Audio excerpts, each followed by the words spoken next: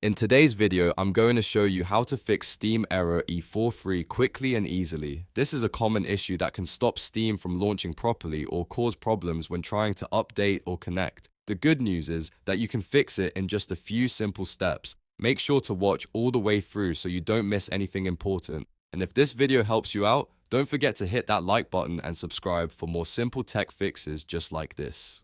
Alright, let's get started. First, we need to completely close Steam. Even if it looks closed, it might still be running in the background. Press Ctrl, Shift, and Escape on your keyboard at the same time to open Task Manager. Once Task Manager opens, look through the list of running processes and find anything related to Steam. This could be steam.exe or Steam Client Web Helper. Click on each Steam process and then click End Task. Make sure all Steam processes are fully closed before moving on. Next, we're going to reset Steam's configuration.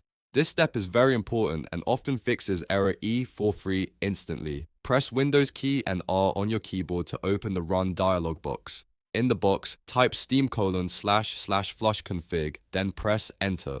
You might see a small prompt or Steam may briefly open and close. This is completely normal. What this does is refresh Steam's internal configuration without deleting your installed games. After that, go ahead and restart your computer. This helps ensure that any leftover background processes are cleared and that the changes we made take effect properly.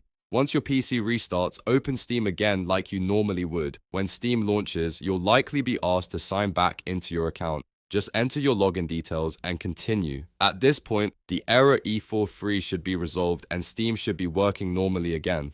If you're still having issues, you can repeat the steps once more to make sure everything was fully cleared. But in most cases, this method fixes the problem right away, and that's it. You've successfully fixed Steam error E43. If this video helped you, make sure to like and subscribe for more quick and easy tutorials. Thanks for watching, and I'll see you in the next one.